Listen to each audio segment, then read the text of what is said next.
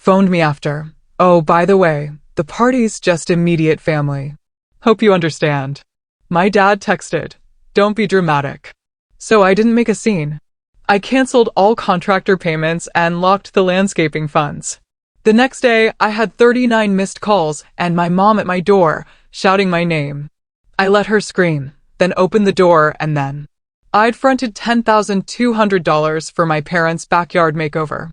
But I handed my parents over $10,000 to create their dream backyard oasis, but the real shock came when I discovered that oasis was being built for a family celebration I wasn't allowed to attend.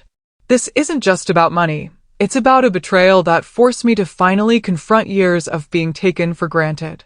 My name is Brooke, and for as long as I can remember, I've been the responsible one in my family. The one who always showed up, always helped out, and always tried to earn my parents' approval. Despite having lived on my own for years, a call from them meant I'd drop everything. This renovation, I thought, was finally my chance to do something big, something meaningful that would bring us closer. Instead, it became a brutal lesson in how little they truly valued me. I grew up in a typical middle-class home in suburban Massachusetts. My parents, Thomas and Margaret Harrison, always had sky-high expectations. From an early age, I embraced that role. My bedroom walls were a testament to my ambition, plastered with honor roll certificates and academic awards. I wasn't the most popular kid, but I was smart, determined, and constantly striving. My educational journey was built on sheer grit. I studied late into the night, juggled part-time jobs, and maintained perfect grades, all to save for college. When I earned a full scholarship to Boston University, my parents were proud, yes, but almost unsurprised. It was just expected. I graduated with honors in finance, a coveted entry-level position at a respected firm already secured. The financial dynamic with my parents shifted dramatically once I landed that first job at 22. Even though I was barely making enough to cover my own expenses, they began to view me as a resource. It started subtly, helping with a water heater, chipping in for property taxes, covering an insurance deductible after my dad's unexpected surgery. I never complained. They had raised me, and this felt like the perfect way to show my gratitude. But those small requests quickly snowballed into a pattern. When my younger brother, Ryan, needed help with college expenses, I covered them. When their car broke down, I provided the down payment for a new one. Each time, the gratitude from my parents seemed to diminish. Profuse thanks evolved into a casual acknowledgement, then into a silent, unwavering expectation. Our family home in Lexington, with its faded blue siding, meant everything to them. It was a modest 4-bedroom colonial, showing its age, but it was where I grew up, where holidays happened, where memories were made. My father, always too frugal for proper renovations, preferred patchwork repairs. But the backyard, that was always my mother's unrealized dream, a space brimming with untapped potential. Ryan, 3 years my junior, was always the favorite. No one would ever admit it, of course, but it was clear. He was more outgoing, more willing to challenge our parents, less concerned with achievement, and more focused on simply living. He's now a high school gym teacher, happily married to his college sweetheart, with a baby on the way. My parents adore him and give him a free pass on financial contributions because, well, he's starting a family. Then there's Aunt Diana, my mother's younger sister. She lives 30 minutes away and might as well be my mother's clone. They talk daily, share every opinion, and Diana always reinforced my role as the responsible, helpful daughter. "Your parents are so lucky to have you," she'd coo, while simultaneously reminding me of all the sacrifices they'd made for my success. As retirement loomed, my parents began talking more about entertaining. My mother, especially, envisioned hosting extended family gatherings, Sunday brunches, and holiday celebrations. The backyard, which had been nothing but patchy grass and my father's rusty grill for decades, became her obsession. Despite my professional success, I'd worked my way up to senior financial analyst and just received a substantial promotion. I still craved my parents' approval. I'd purchased a comfortable condo in Cambridge, invested wisely, built a solid emergency fund. From the outside, I appeared to have everything together. But internally, my worth was still partially tied to their validation. My recent promotion had finally given me some real financial flexibility. After years of careful budgeting and modest living, I could afford some luxuries.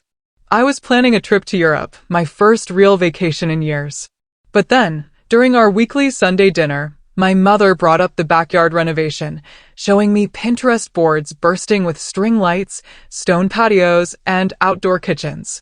In that moment, I saw an opportunity. An opportunity to finally do something that would genuinely make them happy, something they couldn't possibly take for granted. "Mom, what if I helped you with this?" I suggested, watching her eyes light up at the idea of finally having the outdoor space she'd always wanted. "I got that promotion, and I'd love to put some of it toward making this happen for you and Dad." Little did I know, that simple, well-intentioned offer would lead to one of the most agonizing lessons of my adult life. The renovation conversation started so innocently. Mom had made her famous pot roast, and as we finished, she pulled out her tablet. "Wouldn't it be wonderful to have a proper space for entertaining?" she sighed, scrolling through images of elegant outdoor living areas. "Your father and I aren't getting any younger. I'd love to host the family more often while we still can." Dad nodded along, but his practical nature quickly took over. "Dreams are nice, Maggie, but we're on a fixed income now. Those fancy setups cost a fortune." I saw the flicker of disappointment in my mother's eyes. After decades of putting everyone else first, she rarely asked for anything for herself. The backyard had been her unfulfilled dream for as long as I could remember. "What if we made it happen?" I jumped in. "I could help with the costs. My promotion came with a substantial raise, and I'd love to do something special for you both." Their expressions transformed instantly. Mom's eyes widened with pure excitement, and Dad's financial concerns seemed to evaporate. Within minutes, they were discussing possibilities that had been off-limits moments before: a stone patio, built-in seating, a pergola, even an outdoor kitchen. "We could host the family reunion this summer," Mom exclaimed. Everyone could see the house looking its best for once. Dad was already talking logistics. "We'd need to get started right away if we want it finished by July. The family anniversary party would be the perfect debut." I left that evening with a warm, almost giddy feeling. Finally, I was doing something truly meaningful for my parents, something so substantial they couldn't possibly dismiss or take it for granted. This wasn't just another bill paid, this was a dream fulfilled. The planning began in earnest. The following weekend, I took a day off work to accompany my parents to several landscaping companies. We collected quotes, examined samples, and discussed designs. Mom wanted natural stone. Dad insisted on lasting quality. "Get what you love," I told them, pushing them beyond their usual frugality. "This is your dream space." We settled on Evergreen Landscaping, a well-reviewed local company. The design was beautiful: a 500-square-foot natural stone patio, a cedar pergola, built-in seating, landscape lighting, and a small outdoor kitchen with a grill and fridge. The quote was $8,400, reasonable for the scope. I met with John, the project manager, signed the contracts, and made the initial deposit of $2,800. The project would take 6 weeks, finishing by mid-June, perfect for the July family celebration. As the project progressed, my parents' excitement grew, and so did their demands. Mom decided the lighting wasn't adequate. She wanted an expensive upgrade. Dad thought the standard grill insufficient. He picked a premium model. Each change incrementally increased the budget, but I approved them all. Seeing them so engaged, so happy, was worth every dollar. This coincided perfectly with the planning for the family's 50th anniversary celebration, commemorating my grandparents' wedding. The extended Harrison family gathered every 5 years, and this year, my parents had volunteered to host. It would be the ultimate showcase for their new backyard. I visited the house weekly, often bringing lunch for the workers, discussing details with John. Each time, the space looked more impressive. The stone patio was a work of art, the pergola added definition, the built-in features were beautiful and functional. My excitement mirrored my parents'. I imagine those family gatherings, my parents proudly telling everyone about my contribution, me casually acknowledging, "Oh, I just helped make it happen." Maybe, just maybe, this substantial gift would finally change the dynamic, proving I wasn't just the reliable daughter for financial help, but someone whose generosity deserved recognition, inclusion, and genuine appreciation. By the way, if you're still with me, make sure to hit subscribe. More unbelievable stories are coming, and you won't want to miss them. But even during these visits, I started to notice concerning signs. Sometimes I'd arrive to find Aunt Diana there, deep in discussion with my mother about party plans. They'd quickly change the subject when I approached. When I asked direct questions about the party, answers were vague, still figuring out details, or nothing's finalized yet. I dismissed my concerns. I was busy, often working 60-hour weeks. They were probably just trying not to burden me. I couldn't have been more wrong. As May turned to June, the renovation transformed the neglected backyard into a magazine-worthy outdoor living space. Each week brought new progress. The stone patio completed, the pergola erected, landscape plantings taking shape. I felt a surge of pride seeing my financial contribution create something so beautiful and lasting. My weekly visits became a ritual. I'd arrive Saturday mornings with coffee and donuts for the crew, inspect progress, and discuss adjustments with John. "Your parents must be thrilled with what you're doing for them," John remarked one morning. Not many children would invest this much in their parents' home. I beamed. They've done so much for me. It's nice to give something back. The family anniversary celebration was a frequent topic at Sunday dinners. My mother would mention calls with relatives confirming attendance. "Cousin Jessica is coming all the way from Arizona," she'd exclaim. "And Uncle Paul confirmed yesterday. We haven't seen him in years." Yet, whenever I asked about specific plans, the menu, the schedule, how I could help, the answers grew increasingly evasive. "Don't worry about those details," Mom would say. "You're doing enough with the backyard. We don't want to burden you with planning, too." One Sunday, I arrived to find Ryan and his wife Melissa already there. They quickly changed the subject when I entered the kitchen, but I caught the tail end of seating arrangements. "What about seating arrangements?" I asked casually. "Oh, nothing important," Mom replied, "just thinking about party logistics." Later, I pulled Ryan aside. "Is everything okay? I feel like I'm being left out of the party planning." My brother looked uncomfortable, avoiding eye contact. "I'm sure they're just trying not to stress you out. You know how Mom gets with these events. Very particular." But the pattern continued. I'd overhear phone conversations that abruptly ended when I entered a room. My parents became secretive about their planning notebook, closing it when I approached. Aunt Diana was at the house more frequently, and she and my mother would exchange knowing glances. Meanwhile, the project costs climbed. The original $8,400 estimate had already exceeded $9,000 with upgrades. Then my mother decided she wanted additional landscaping, flowering shrubs and perennial beds to soften the stonework. "It looks too harsh with just the patio," she explained. "We need color and texture." This addition pushed the budget to $9,800, but I approved it without hesitation. Their excitement felt genuine, and I rationalized that after coming this far, we shouldn't compromise on the final details. My workload intensified during this period. Our firm had landed a major new client, and as a senior analyst, I was handling significant portions of the account. 14-hour days became the norm. Yet, I still made time for the renovation, answering calls from contractors, making decisions about materials. One evening, exhausted after a particularly grueling day, I received a text from my mother with yet another upgrade request. Specialty outdoor furniture that would add nearly $1,000 to the already expanded budget. It would complete the space perfectly, she wrote. The standard furniture just doesn't do justice to the beautiful work. I hesitated briefly, thinking of my postponed European vacation, the endless hours I was working to afford these continual additions. But then I pictured their faces, hosting the celebration in their perfectly appointed new backyard. "Go ahead and order it," I texted back. "I want everything to be exactly as you've imagined it." The total now stood at $10,200. Far more than I'd planned, but still manageable with my savings.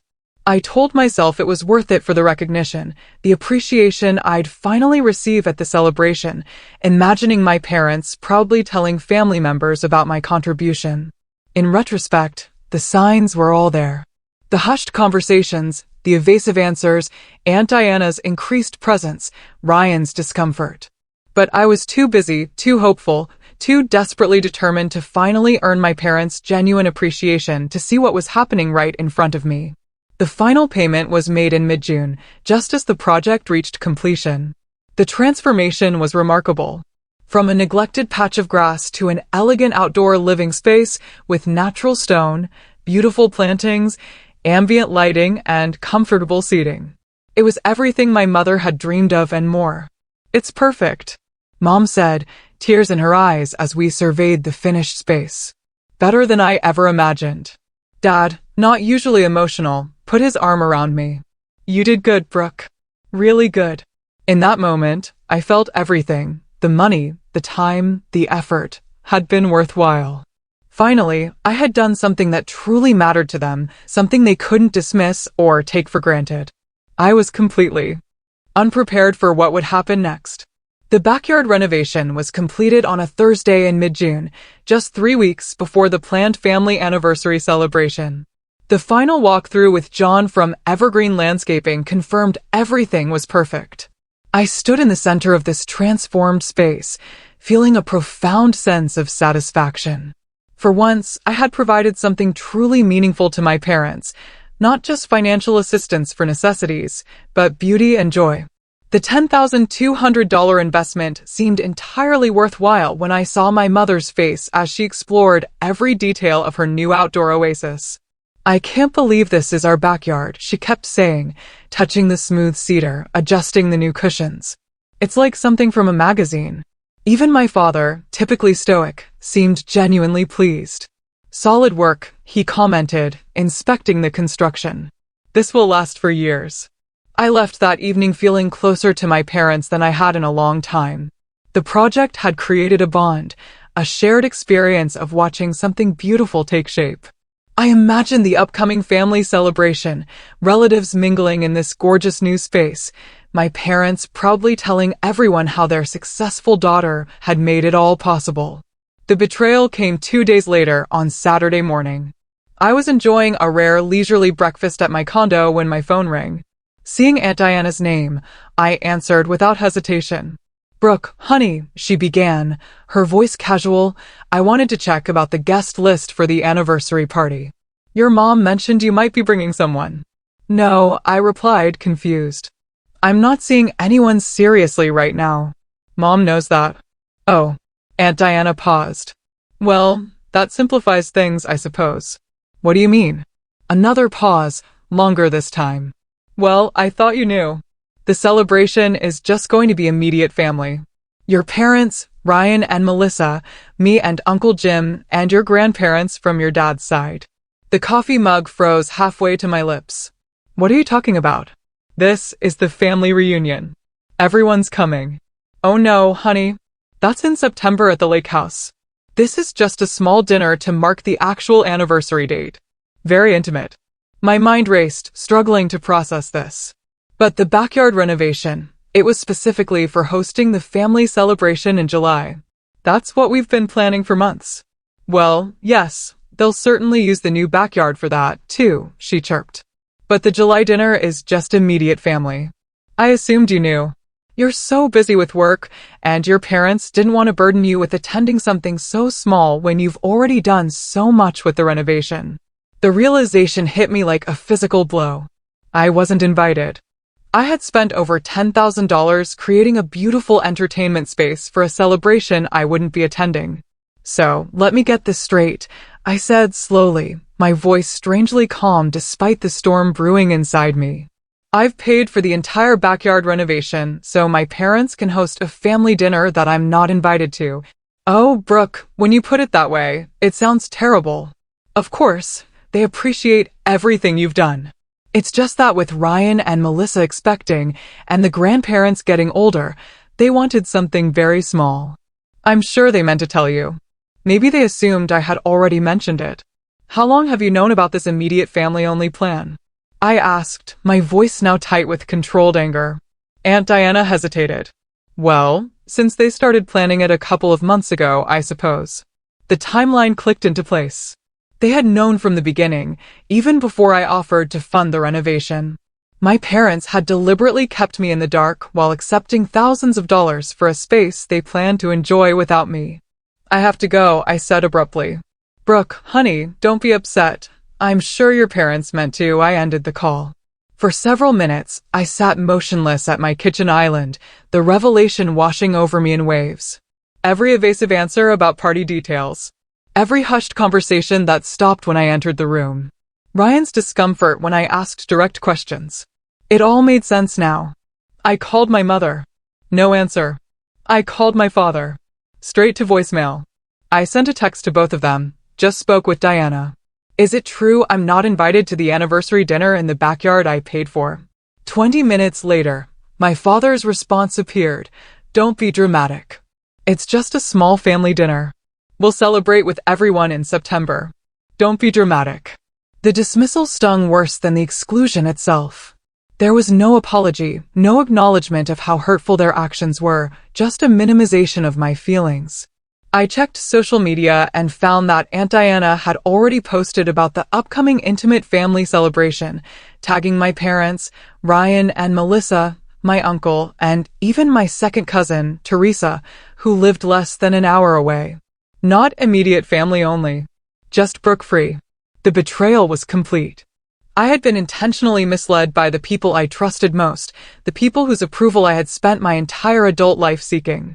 I had sacrificed my own plans, postponed my European vacation, and spent thousands of dollars to create a beautiful space for a celebration where I wasn't welcome. For the first time in my life, I allowed myself to feel the full weight of how my parents had treated me. Not just in this instance, but in a pattern stretching back years. I was good enough to provide financial support, good enough to solve problems, but not good enough to include. I sank to my kitchen floor and did something I hadn't done since childhood. I cried. Deep, racking sobs that came from a place of profound hurt and betrayal. For nearly an hour, I let the emotions flow, acknowledging years of seeking approval that was never fully given. When the tears finally subsided, something else emerged from the hollow ache in my chest, a quiet, steady resolve. A determination that this would be the last time I allowed myself to be treated this way. I picked myself up off the floor, wiped my eyes, and began to formulate a plan. After the devastating phone call from Aunt Diana, I spent the remainder of Saturday in a fog of hurt and disbelief. I cycled through emotions, crushing disappointment, burning anger, hollow sadness. My phone remained silent. No calls from my parents to explain or apologize. By Sunday morning, the fog had begun to lift, replaced by a clarity I hadn't experienced before. I called my closest friend, Natalie, who had witnessed my relationship with my parents for years. They did what? She exclaimed after I explained. Brooke, that's beyond inconsiderate. It's cruel. I keep wondering if I'm overreacting, I admitted. Dad said not to be dramatic. Classic gaslighting. Natalie replied firmly. You spent over $10,000 on a renovation for a party you're not invited to. That's not being dramatic. That's having a normal human reaction to being used. Hearing someone else frame it so bluntly helped solidify my thoughts. This wasn't a misunderstanding or an oversight. It was a deliberate choice my parents had made while accepting my financial contribution. What are you going to do? Natalie asked. I'm still figuring that out, I said, but I know one thing. I'm done being taken for granted. After our call, I opened my laptop and pulled up my financial records. I had made payments to Evergreen Landscaping in 3 installments, the initial deposit and mid-project payment, and the final payment just days ago. The project was complete, but I knew from my conversations with John that there were still outstanding payments due to subcontractors for specialty work like the lighting and irrigation systems. I also recalled the maintenance agreement I had established, a prepaid account of $1,200 for ongoing landscaping care throughout the summer and fall. This money was held in an escrow account with Evergreen, untouched until services were performed. Next, I researched my legal position. I had signed all the contracts as the financially responsible party. The agreements were between me and the various companies, not my parents. While the work had been performed on their property, I was legally entitled to modify or cancel any outstanding financial arrangements. The decision crystallized in my mind. I would not allow this pattern to continue. For years, I had given without boundaries, seeking approval that was never fully granted. This time would be different. I drafted a careful email to John at Evergreen Landscaping. Due to unforeseen circumstances, I need to discuss modifications to our payment arrangements for the Harrison project. Please call me at your earliest convenience regarding the outstanding subcontractor payments and the maintenance fund. Then I sat back and considered the potential fallout. My parents would be furious. Family relationships might be permanently altered. But for the first time, I found myself prioritizing my own emotional well-being over my parents' expectations or approval. John called within the hour, concern evident in his voice. Is there a problem with the work, Brooke? I thought everyone was pleased with the final result. The work is perfect, I assured him. This is a personal matter. I need to know what payments are still pending and whether they can be canceled. John hesitated, but explained that the final electrical and irrigation payments totaling about $1,800 were scheduled to process on Monday. Additionally, the maintenance fund of $1,200 was held in a separate account. I need to cancel those pending payments and freeze the maintenance fund, I said, my voice steady. Can that be arranged? After some discussion and a brief explanation that this was due to a family disagreement rather than dissatisfaction with the services, John reluctantly agreed to hold the payments. He would need written confirmation from me, which I promised to send immediately. The maintenance fund can be frozen, no problem, he added. Those services haven't started yet. I thanked him for his understanding and ended the call. Within minutes, I had drafted and sent the official request to cancel the pending payments and freeze the maintenance fund. A total of $3,000 would not be released. Next, I composed a brief, factual text to my parents. I've canceled the remaining contractor payments and frozen the maintenance fund for the backyard. Since I'm not considered immediate family for the celebration, I no longer wish to financially contribute to it. We should talk when you're ready to have an honest conversation. I hesitated before sending it, my finger hovering over the button. This would cross a line that couldn't be uncrossed. For a moment, I considered backing down, following the familiar pattern of putting my feelings aside to maintain peace. Then I remembered my father's dismissive text, "Don't be dramatic." I pressed send. Setting the phone down, I felt a strange mixture of anxiety and liberation. For perhaps the first time in my adult life, I had established a clear boundary with my parents. I had prioritized my own emotional health over their expectations. The sensation was both terrifying and exhilarating. I spent the rest of Sunday preparing myself mentally for the confrontation that would inevitably follow. I made notes about patterns I had observed over years, instances where I had been taken for granted or excluded despite my contributions. I rehearsed calm responses to the emotional manipulation I anticipated. Most importantly, I clarified what I needed going forward: acknowledgement of my feelings, respect for my boundaries, and a relationship based on mutual consideration rather than expectation and obligation. When no response came from my parents that evening, I realized they might be choosing to ignore my message, hoping I would back down as I had so many times before. Or perhaps they were strategizing, consulting with Aunt Diana or Ryan before responding. I slept fitfully, waking several times to check my silent phone. By morning, I had resigned myself to a longer standoff than anticipated. I prepared for work, determined to focus on the major client presentations scheduled for that afternoon. As I left my condo building at 7:30 a.m., I had no idea that by the time I returned that evening, everything would have changed irrevocably. Monday passed in a blur of client meetings and presentation preparations. I had silenced my personal phone, focusing entirely on work as a welcome distraction from the family drama. It wasn't until 6:45 p.m., as I was gathering my things to leave the office, that I finally checked my messages. The screen displayed 39 missed calls, 15 from my mother, 12 from my father, 7 from Aunt Diana, 3 from Ryan, 2 from my uncle. Voicemail boxes were full on all accounts. Text messages numbered in the dozens, their tone evolving from confusion to anger to desperate pleas. My mother's texts began with disbelief. What do you mean you canceled payments? Call me immediately. They progressed to anger. This is completely irresponsible. The contractors are calling us. Fix this now. Finally, desperation. Please, Brooke. We need to talk. I'm coming to your place.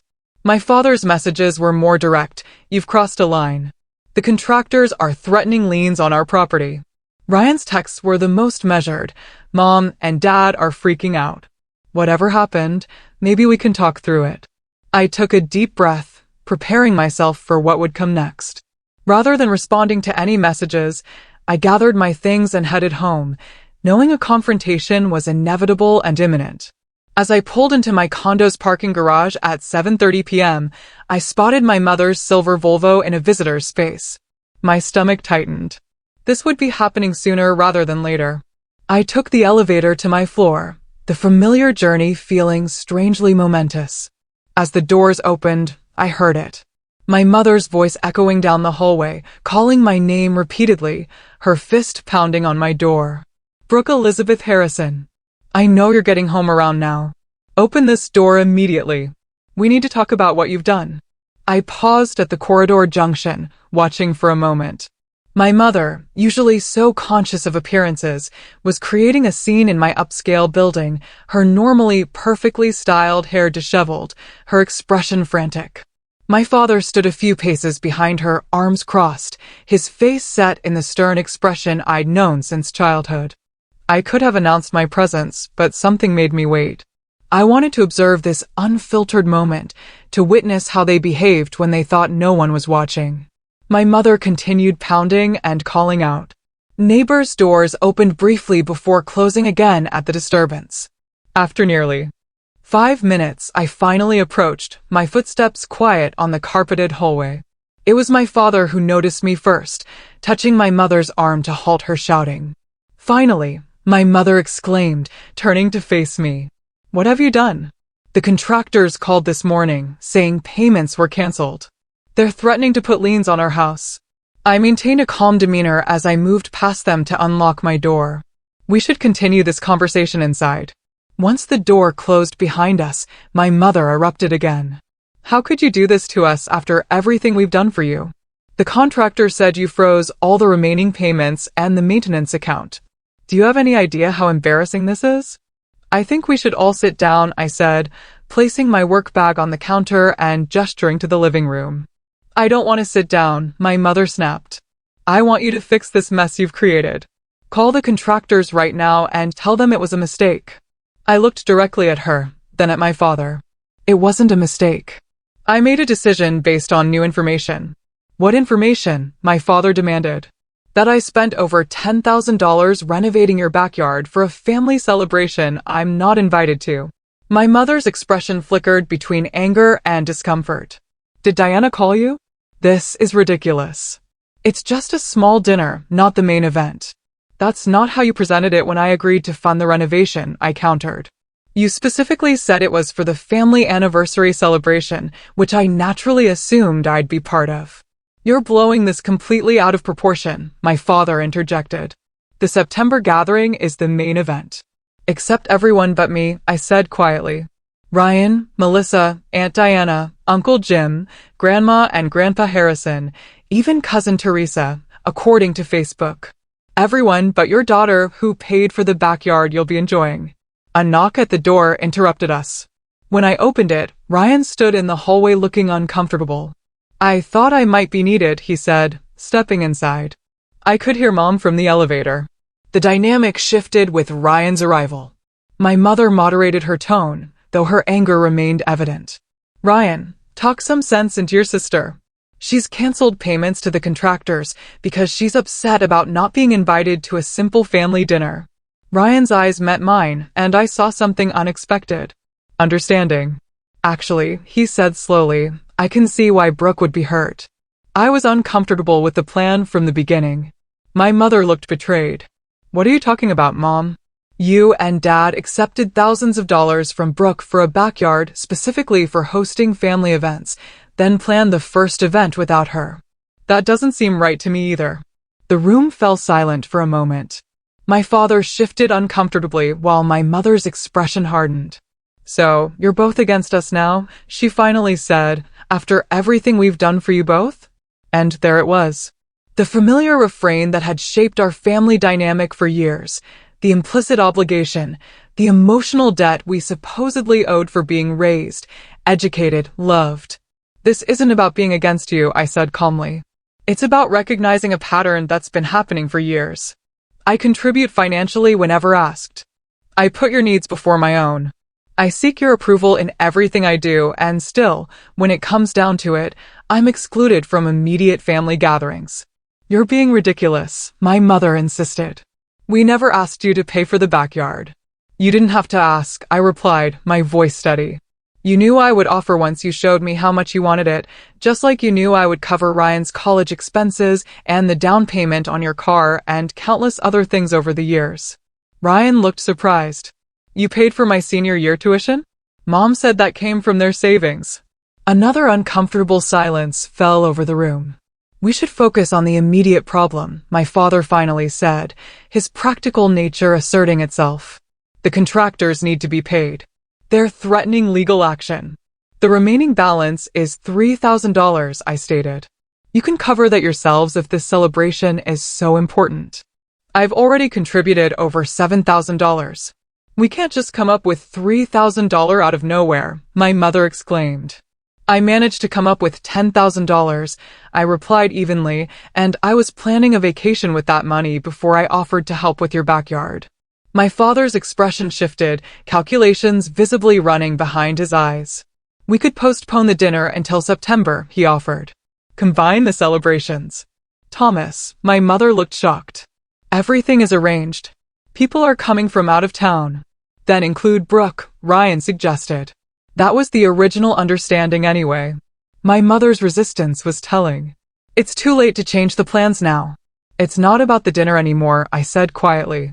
It's about years of being treated as a financial resource rather than a daughter. It's about finally recognizing my worth and setting boundaries. Boundaries? My mother scoffed. Is that something your therapist taught you? We're family. There aren't supposed to be boundaries. That's exactly the problem, I replied. You expect unlimited access to my resources, financial, emotional, practical, without offering the same in return. You exclude me when it's convenient, but expect me to contribute without question. Ryan moved to sit beside me on the couch, a physical show of support that nearly broke my composure. She's right, Mom.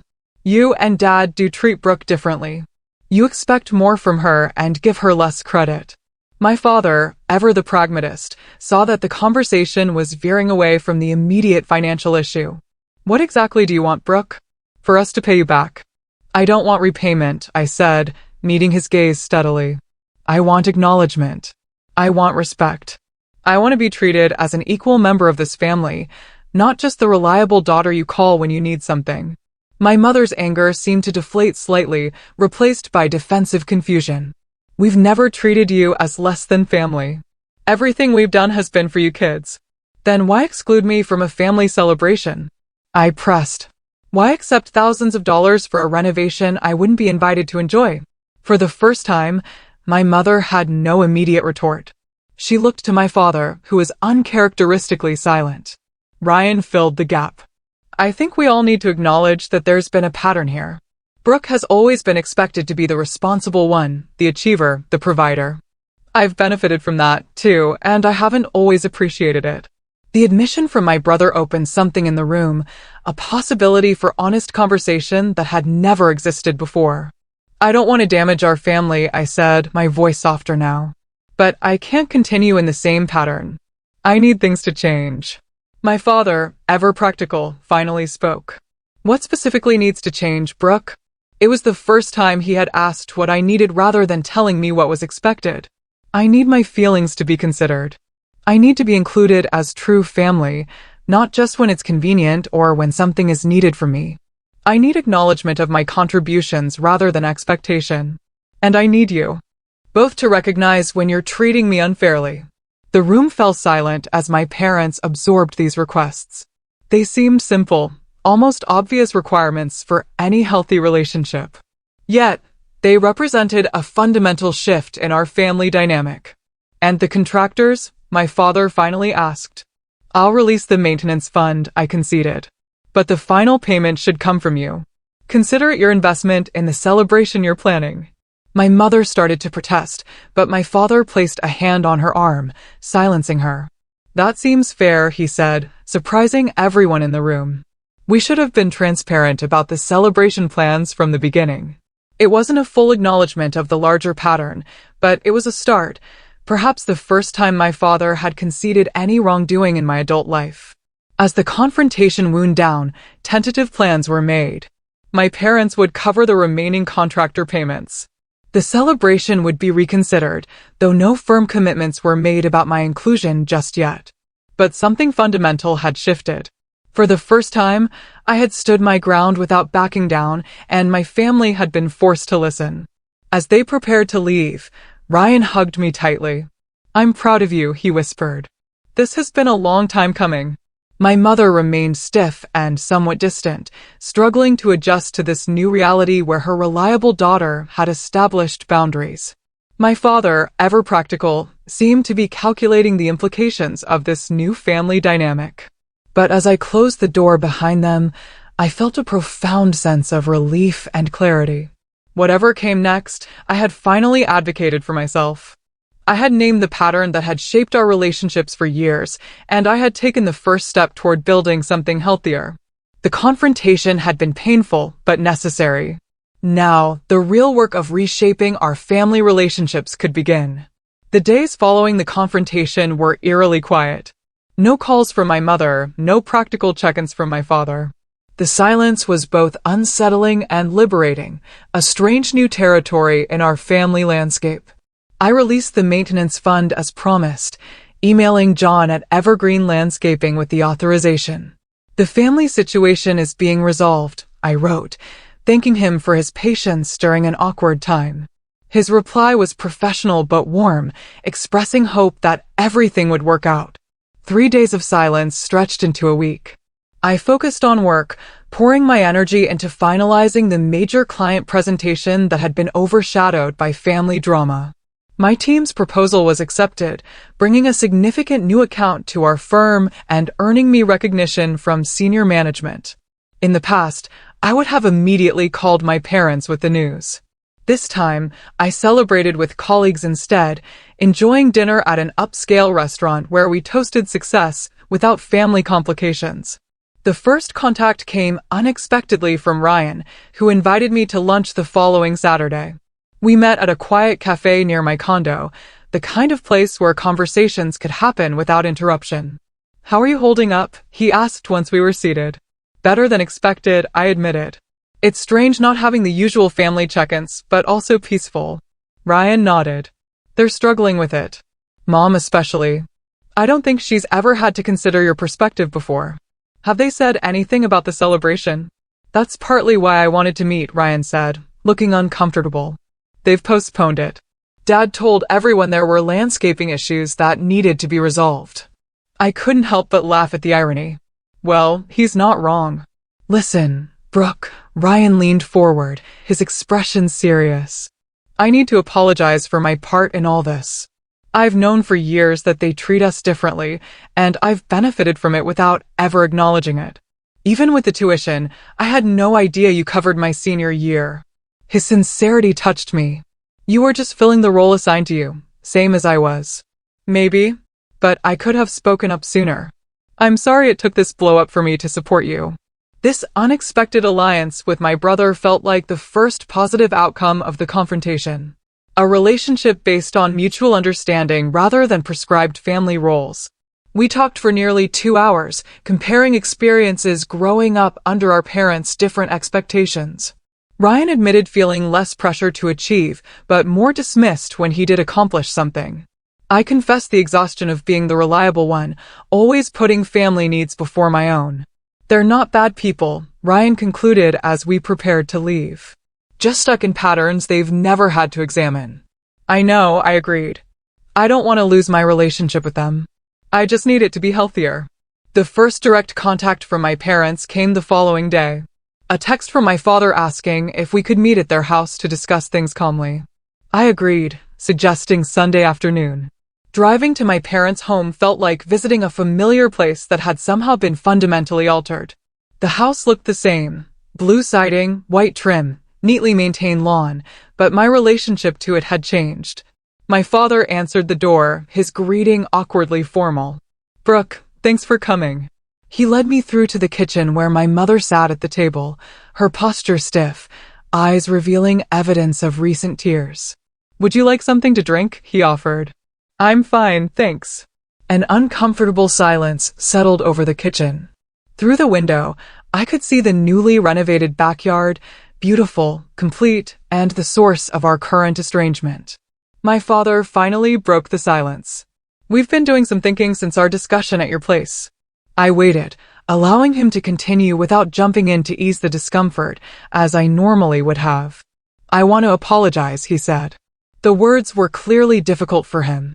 Not including you in the celebration while accepting your financial contribution was wrong. I should have seen that. The directness of his apology surprised me. My father rarely admitted error, preferring to move past conflicts without addressing them directly. "Your mother and I have talked at length about the patterns you mentioned. I can't say we agree with everything you said, but we recognize that we've perhaps taken your generosity for granted." My mother remained silent, her eyes fixed on her clasped hands. "Mom," I prompted gently. She looked up, her expression a mixture of hurt and confusion. "I don't understand why you're so angry. Everything we've ever done was for you and Ryan. You didn't have to ask directly," I explained. "The expectation was clear, and I wanted to help. That's not the issue. The issue is being treated as a resource rather than a daughter. Being excluded from a family event after contributing so much to make it possible." "We didn't mean to hurt you," she insisted. "I believe that," I acknowledged. "But impact matters more than intention." And the impact was hurtful. Another silence fell, less tense than before, but still weighted with unresolved emotions. "We've postponed the celebration," my father said eventually. "We're planning to combine it with a September gathering. Everyone will be there, including you, of course." It was a practical solution. Typical of my father, addressing the immediate issue without necessarily tackling the underlying patterns, but it was a start. "I appreciate that," I said. "But this isn't just about one event. It's about our relationship moving forward." "What do you want from us, Brooke?" my mother asked, an edge of frustration in her voice. "I want what everyone wants from family: love, respect, consideration. I want my contributions to be appreciated rather than expected. I want to be included rather than taken for granted." My father nodded slowly. "Those seem like reasonable requests." My mother's resistance was softening, though not entirely gone. "I still think you overreacted with the contractors." "Perhaps," I conceded. But it was the first time I'd set a boundary instead of simply giving in. I'm not proud of how it happened, but I don't regret standing up for myself. We talked for nearly 2 hours, covering ground we had never explored as a family. There were difficult moments, old patterns reasserting themselves, defensive reactions on all sides. But there were also breakthroughs, acknowledgments of long-standing dynamics, recognition of how roles had calcified over time. By late afternoon, we had reached a tentative new understanding. My parents had agreed to be more mindful of how they treated me compared to Ryan.